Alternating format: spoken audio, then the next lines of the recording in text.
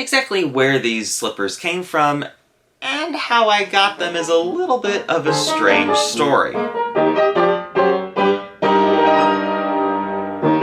Hello fellow Ozians, I'm the Louisiana Quadling, a Wizard of Oz collector and enthusiast, sharing with you my thoughts, my collection, and a little bit of my musical talent with all of you. And welcome to the channel. Today, we are talking about my newest pair of ruby slippers. So let's take a closer look. These ruby slippers appear to be on vintage pumps that were definitely previously worn by someone, as there are different dings and bangs in them that definitely indicate that these aren't custom shoes. The bottoms and what it appears the entire shoe has been painted with a red paint. The bottoms don't feature that orange felt that some of the ruby slippers had on them. These slippers feature burgundy sequins, and this is the color of what the ruby slippers would have actually looked like in real life. That very bright and vibrant red that you see in The Wizard of Oz was part of the Technicolor technique that the cameras used at the time.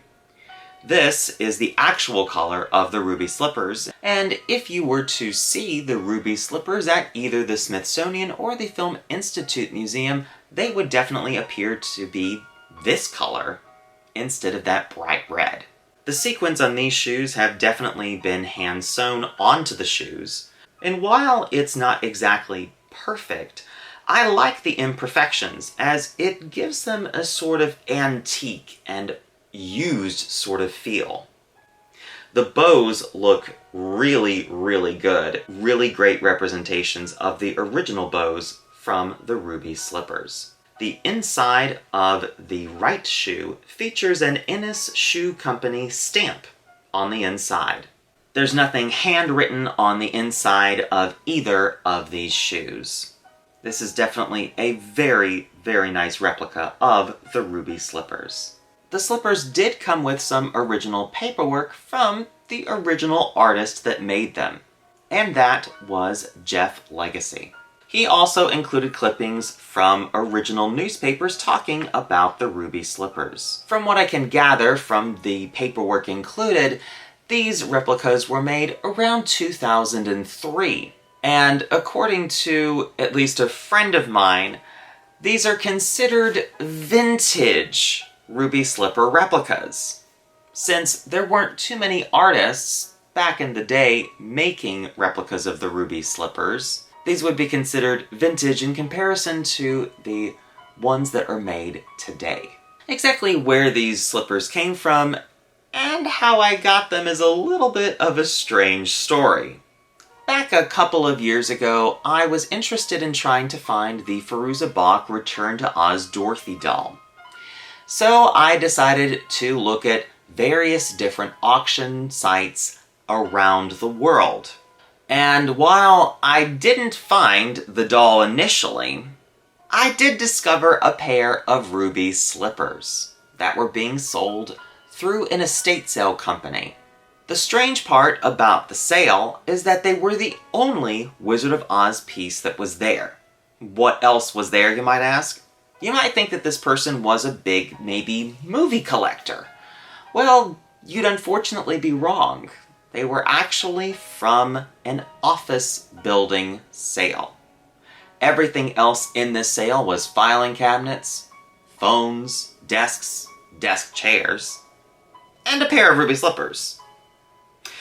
So I have no idea if the person was a Judy Garland enthusiast, a movie enthusiast, or why the heck they were left in an office. I have no idea.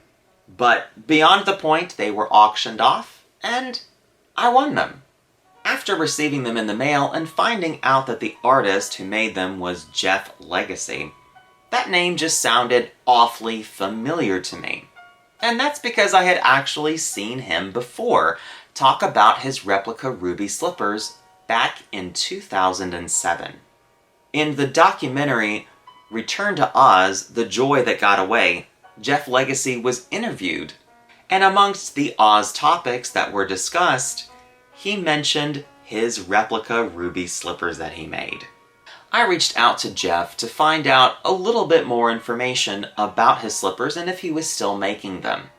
Unfortunately, Jeff is no longer making replica ruby slippers, but he was making them in the early 2000s. He said he was doing it for around 7 years. Jeff tracked down vintage pumps from the 1930s to create his ruby slippers, and that is what the base of this slipper is. Which makes this shoe over 80 years old. Kinda makes me not want to touch them now, so we'll just gently put you down. They're good. Besides that, the stamp on the inside was actually put in there by Jeff himself. The sequins and things were hand-sewn by him. Now, while he didn't use the same technique that was used for MGM when they made the original slippers, he found his own way to do it. What made him stop making the slippers was that there was a little too much competition, as it became very, very easy for other people to find the same supplies and make replicas for themselves. But I'm very glad to have these slippers in my collection. And while Jeff isn't making slippers today, I'm glad that at least I have a representation of his work, as it's really nice. Do you own any replica ruby slippers in your Wizard of Oz collection? Comment down below. And if you liked that video, please give it a thumbs up, comment down below, and subscribe. New videos are posted every 2 weeks on the 15th and last day of each month. And if that doesn't satisfy your appetite for Oz, follow the link in the description to ozclub.org and join the International Wizard of Oz Club. Until next time, bye y'all.